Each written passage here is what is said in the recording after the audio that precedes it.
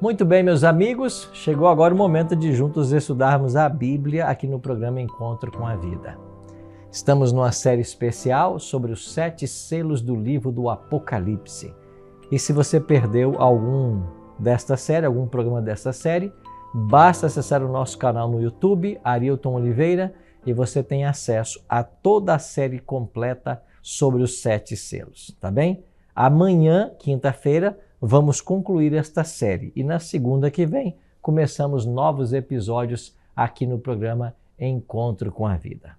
Mas antes de entrarmos propriamente no tema de hoje, quero fazer para você alguns convites. O primeiro deles é para você ser um patrocinador do nosso programa. Isso mesmo. Vou dar para você uma chave Pix que você pode fazer a sua doação para nos ajudar a manter esse programa aqui no SBT. Por isso, você pode fazer a sua doação em qualquer valor para a nossa chave Pix, que é o nosso e-mail, doe@primeirodeus.com.br, tá bem? doe@primeirodeus.com.br. Você pode fazer a sua doação para essa chave Pix. Depois de amanhã, sexta-feira, aqui no programa a gente estuda as profecias de Daniel. E eu tenho 2 auditórios presenciais que você pode participar comigo. Isso mesmo. Hoje é lá no bairro Perequê. Então quero convidar você mais uma vez para estar comigo na Igreja Adventista do Sétimo Dia do bairro Perequê. Ela fica na rua Olinda Peixoto, 611. Rua Olinda Peixoto, 611. Você que mora em Porto Belo, Tijucas, Itapema, todas as cidades vizinhas aí, você é o meu convidado para esse estudo presencial. Todas as quartas, às 8 da noite, na Igreja Adventista do bairro Perequê, Rua Olinda Peixoto, 611. Já para você que mora na cidade de Tubarão e cidades vizinhas, o convite é para o domingo à noite. Todos os domingos à noite eu estou na Igreja Adventista Central de Tubarão. A nossa igreja fica na rua Luiz Martins Colasso, 570, no centro. A nossa igreja fica ao lado do Colégio Adventista de Tubarão. Então você é o meu convidado. Todos os domingos à noite, 8 da noite, a gente tem ali o momento do estudo das profecias de Daniel e você é o meu convidado. Tá bem? Pega a sua Bíblia agora. Vamos então ao momento do nosso estudo. Hoje vamos avançar com o tema dos 7 selos. Mas, na semana passada, ou melhor, ontem, quando nós estudamos a respeito da abertura do 6º selo, nós terminamos o capítulo 6 com uma pergunta. E a pergunta foi: chegou o grande dia da ira deles. Quem é que pode suster-se? Resposta, capítulo 7. Então, o capítulo 7 de Apocalipse é o que nós chamamos um capítulo parentético. Por quê? Porque ele é um parênteses que se abre entre o 6 e o 7, entre o 6 e o 8.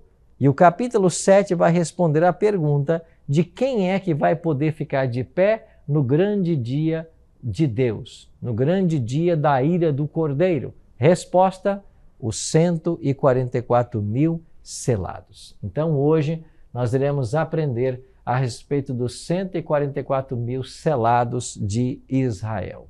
Esse é um tema muito especial. Talvez você já ouviu falar um pouquinho sobre esse assunto, mas nunca compreendeu. Eu espero que o estudo de hoje possa abrir sua mente e levá-lo a uma compreensão maior desse assunto. Mas antes de abrirmos a palavra de Deus, como a gente sempre faz aqui, a gente ora.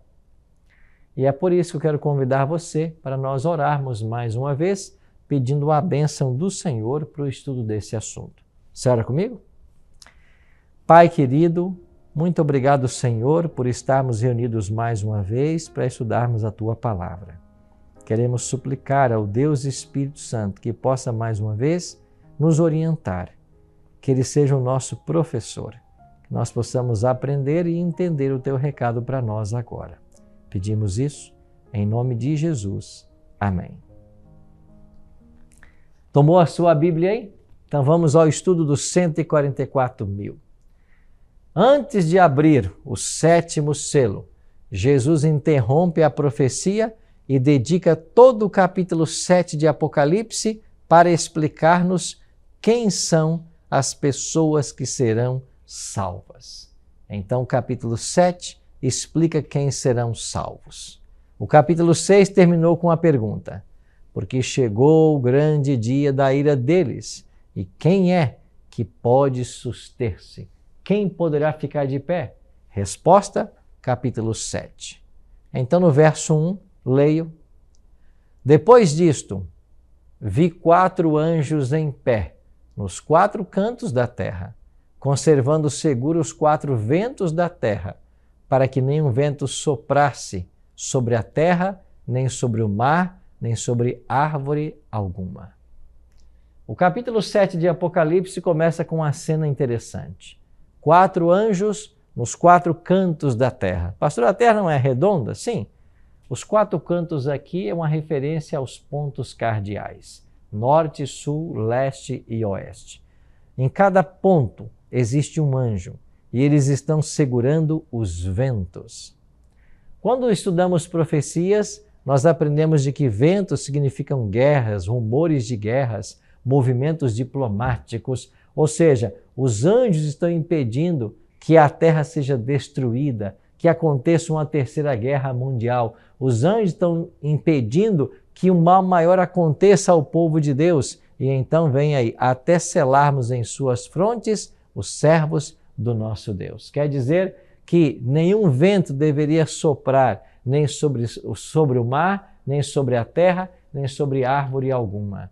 O outro anjo diz: vi outro anjo do nascente do sol, tendo o selo do Deus vivo, e clamou em grande voz aos 4 anjos, aqueles aos quais fora dado fazer dano à terra e ao mar, dizendo: não danifiqueis nem a terra, nem o mar, nem as árvores, até selarmos na fronte os servos do nosso Deus. Então nós temos aqui em Apocalipse capítulo 7, versos 2 e 3, uma cena de assinalamento. O povo de Deus está sendo marcado, assinalado, e eles são chamados aqui de 144 mil. Então, 4 anjos segurando os 4 ventos, para que nenhum vento sopre sobre a terra, para que ela não seja destruída, até que o povo de Deus haja sido selado. Como eu falei, em profecias, vento significa guerras, movimentos bélicos. Olha o que disse Jeremias: naquele tempo se dirá a este povo e a Jerusalém: vento abrasador dos altos desnudos do ermo assopra diretamente a filha do meu povo, não para apadejar nem para limpar. Vento mais forte do que este virá ainda da minha parte, e então também o pronunciarei a sentença contra eles. Eis aí que sobe o destruidor como nuvem, os seus cavalos, os seus carros como tempestade. Os seus cavalos são mais ligeiros do que as águias. Ai de nós, estamos arruinados. Conforme visto nesse texto, ventos em profecia significam guerras, rumores de guerras.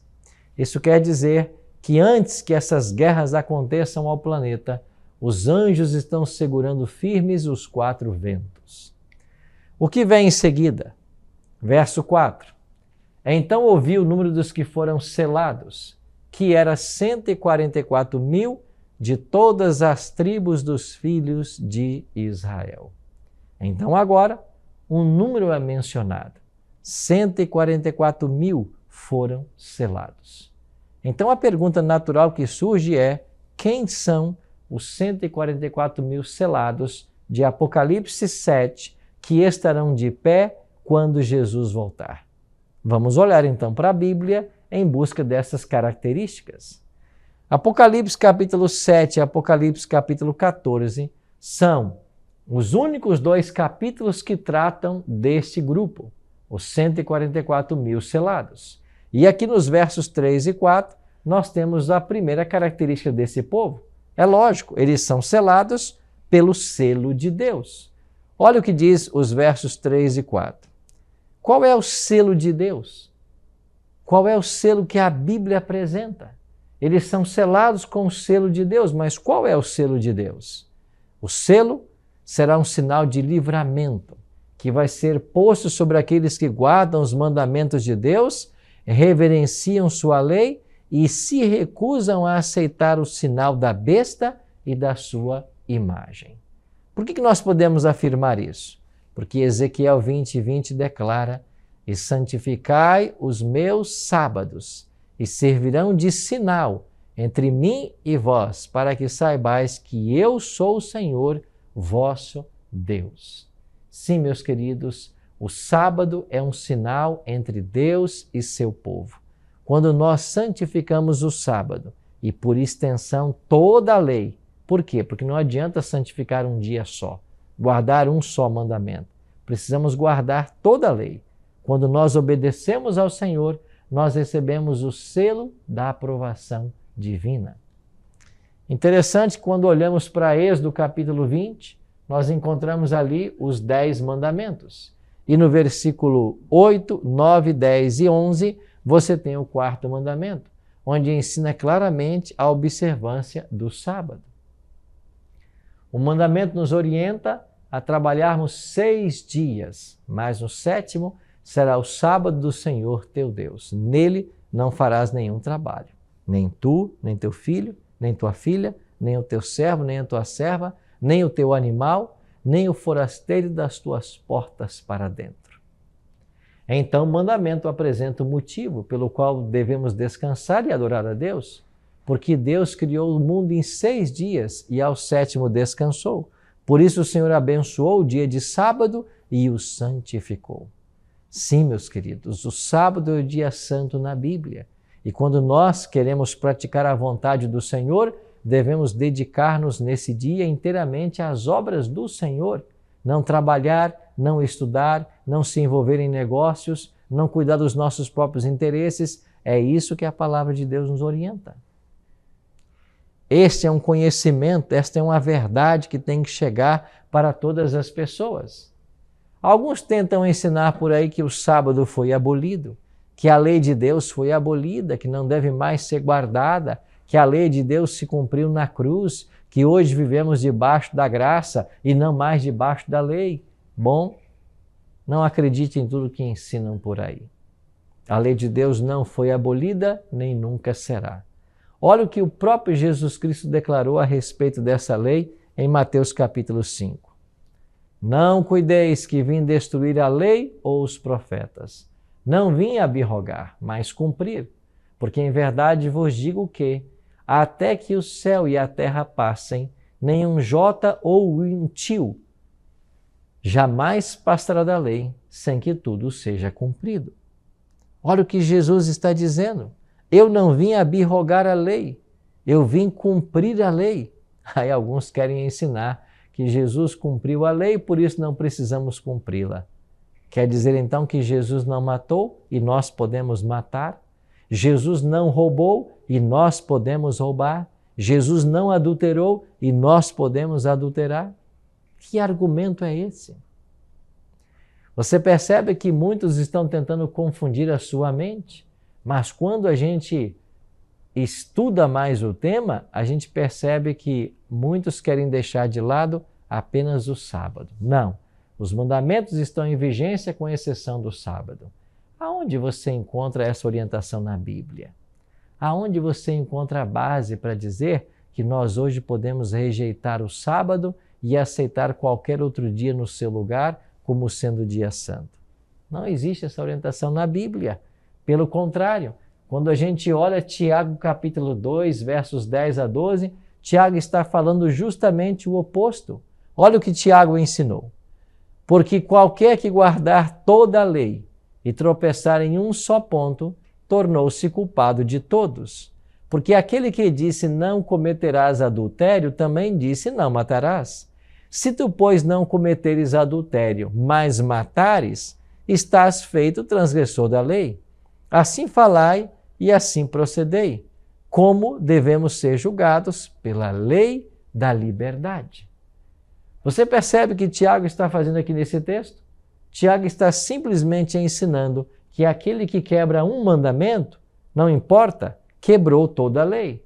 Eu sempre gosto de usar a analogia de que a lei de Deus é como uma corrente de 10 elos. Você, para partir uma corrente de 10 elos, não precisa partir 2 elos. Um elo apenas será suficiente para partir a corrente. Assim também é a lei de Deus.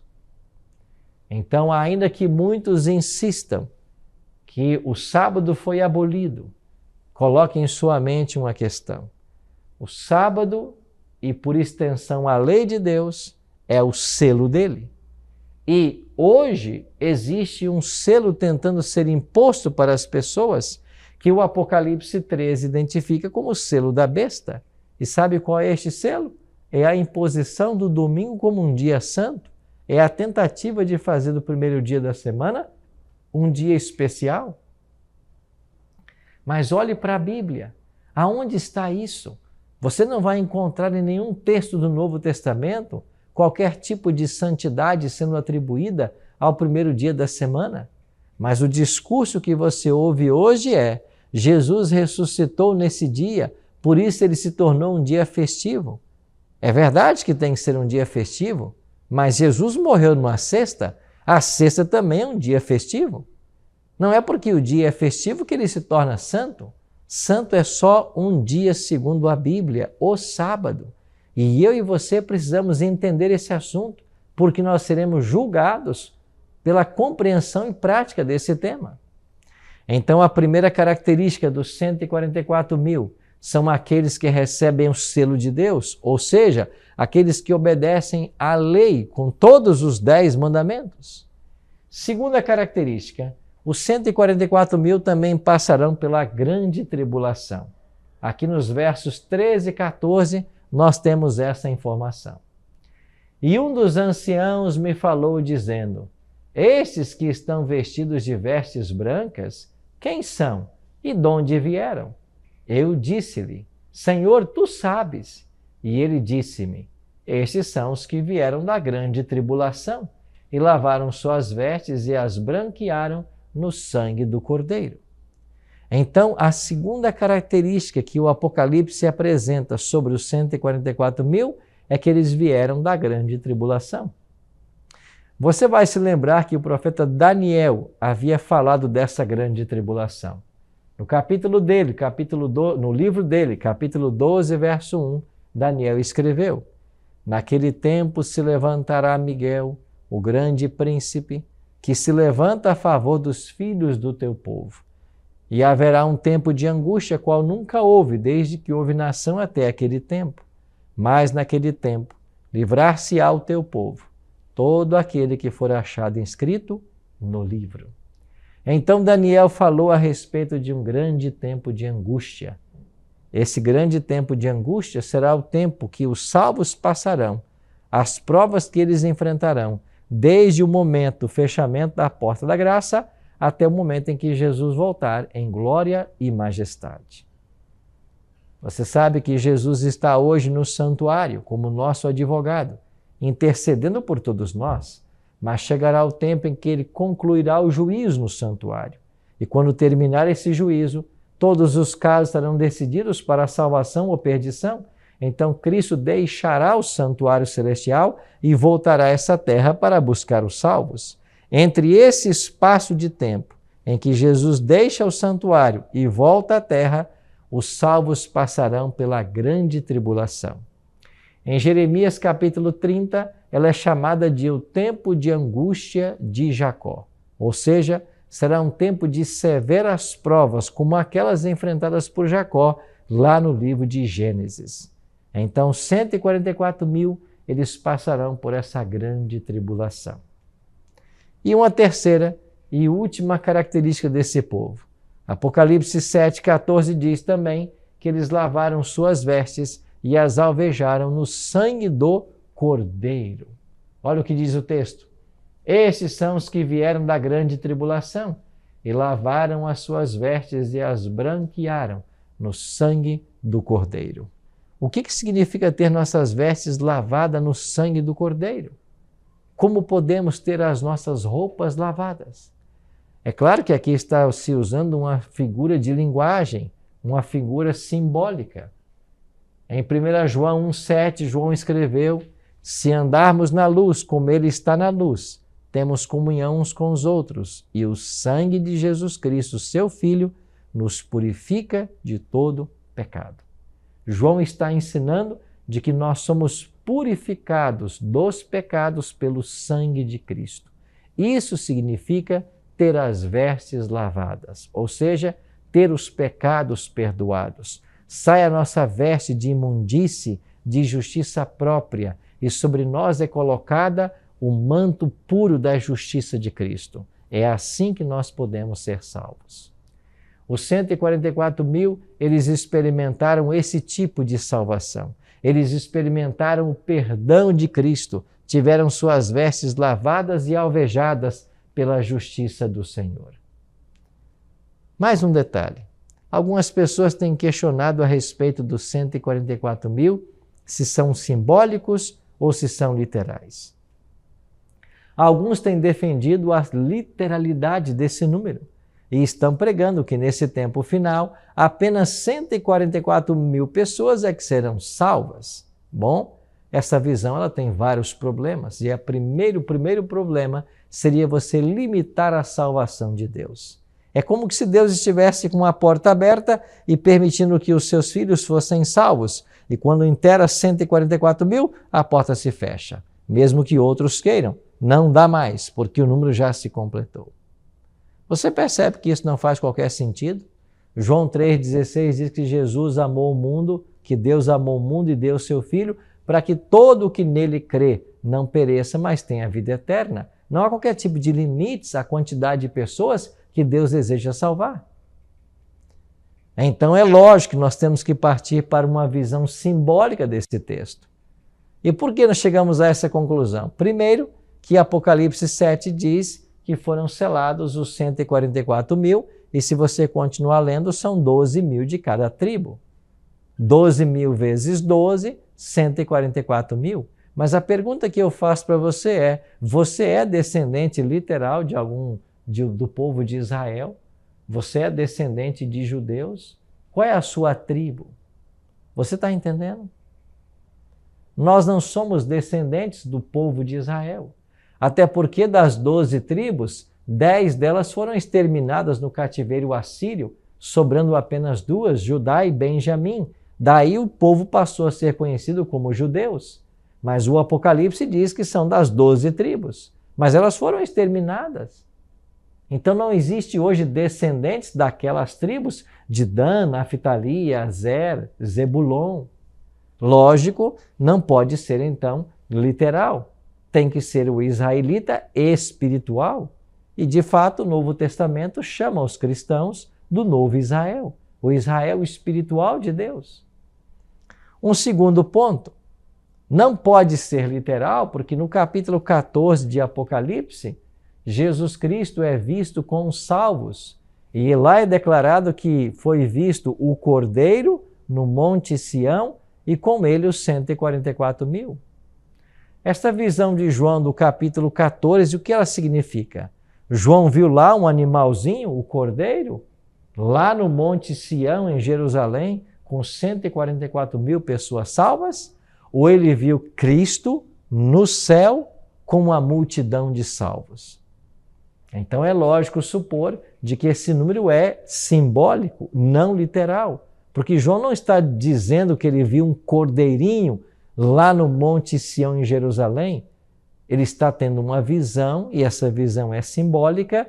Cristo é o Cordeiro de Deus e os 144.000 são salvos do momento da volta de Jesus. Aqueles que estavam vivos, os que não passaram pela morte. E ainda um terceiro ponto, que nos leva a crer no simbolismo desse número, tem a ver com os milhares de conversos na hora undécima. Nós sabemos que quando o Evangelho alcançar o mundo inteiro no poder da chuva serôdia, milhares se converterão em um só dia. A palavra de Deus diz que o Pentecostes recebeu a chuva temporã, nós estamos aguardando a chuva serôdia, que será muito mais abundante. Se naquele dia, apenas um dia, 3.000 se converteram, quantos mais não se converterão em nossos dias? Agora imagine você uma multidão de conversos e de repente se completa o número dos salvos e é dito que ninguém mais tem a oportunidade de se converter. Então, com tudo isso, nós podemos chegar à conclusão de que os 144 mil é um título das pessoas que estarão vivas e salvas quando Jesus voltar a essa terra. É por isso que eu e você somos candidatos a esse grupo. E nós devemos nos preparar para estar prontos e estar entre aqueles que vão receber a coroa da vida eterna das mãos do Senhor. Querido amigo, eu e você só temos dois caminhos. E o melhor caminho é aquele que aponta para a vida eterna. Eu e você precisamos fazer hoje uma escolha. A escolha de entregar o nosso coração a Jesus e nos preparar para os últimos eventos da história. A pergunta que eu faço para você é: você está se preparando para esse momento? Você está se preparando para a volta do Senhor? Você quer pertencer a esse grupo de 144 mil que estarão vivos e salvos quando Jesus voltar? Sim, meus amigos, que privilégio temos nós hoje de nos prepararmos para pertencer a esse grupo de salvos, os 144 mil selados de Israel. Eu e você somos o Israel moderno, o Israel espiritual. Espiritualmente, somos a continuidade do povo de Deus. E é por isso que nós temos acesso à salvação através do sangue de Cristo. Que hoje você decida entregar sua vida completamente nas mãos do Senhor e se preparar para a grande volta dele, quando então nós receberemos a coroa da vida eterna. Ora comigo. Pai, é desejo hoje do nosso coração fazer todo o preparo necessário para te recebermos em glória e majestade. Por isso, bom Deus, nos ajuda em nosso preparo. Que o teu Espírito trabalhe constantemente em nosso coração, nos convencendo do pecado, da justiça e do juízo, e nos preparando para aquele glorioso dia. Abençoe cada amigo, cada amiga que ora comigo nesse instante. Pedimos isso em nome de Jesus. Amém.